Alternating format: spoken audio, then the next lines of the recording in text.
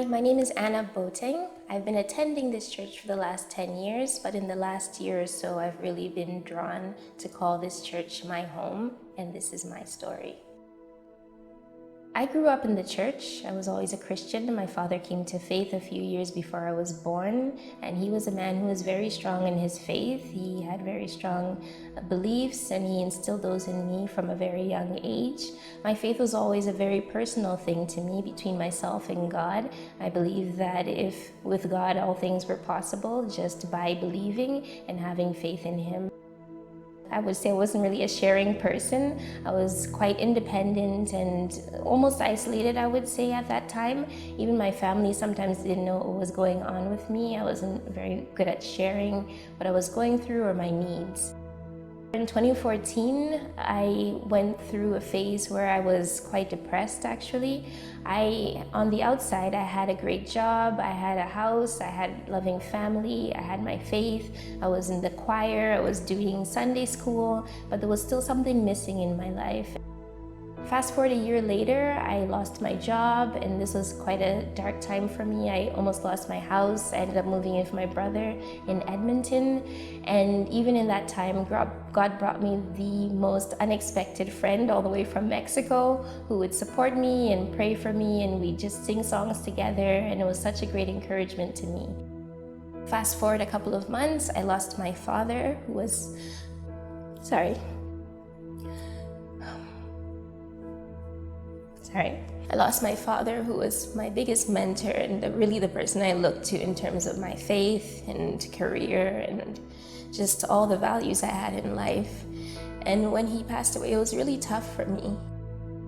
Even in that situation, God brought me a huge support network around me, who prayed with me, who supported me, who were there for me in a really challenging time. And I don't know if I would have been able to get through that season without the people around me. And that really brought to mind and really reminded me that God uses people. He loves to use people in every situation, every storm we're facing in life. It's all about the people around us and the community that we have. 2 years ago, I moved back to Calgary, and I was lucky to be introduced to the young adult community here at the church.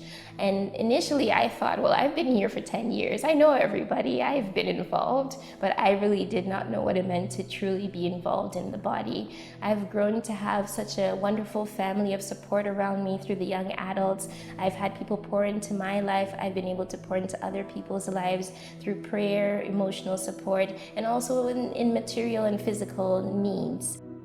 Recently, in the past few months, I've been feeling really challenged to not just have my own small body of fellowship, but also see that the entire church gets to have this feeling of community and have this feeling of how the body should be meant to function.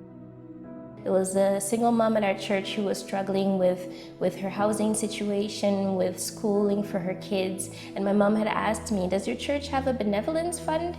And I realized, no, we don't really have anything like this. And that further propelled me and further had a fire within me to see how we could meet these physical needs in our church.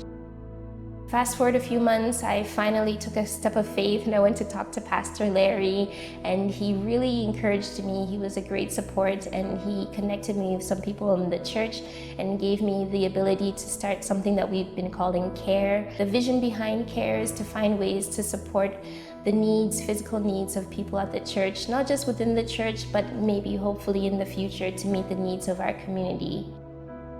I just want to encourage each and every one of you, if God has a calling on your heart to serve, to reach into people's lives, don't be afraid to take that step of faith.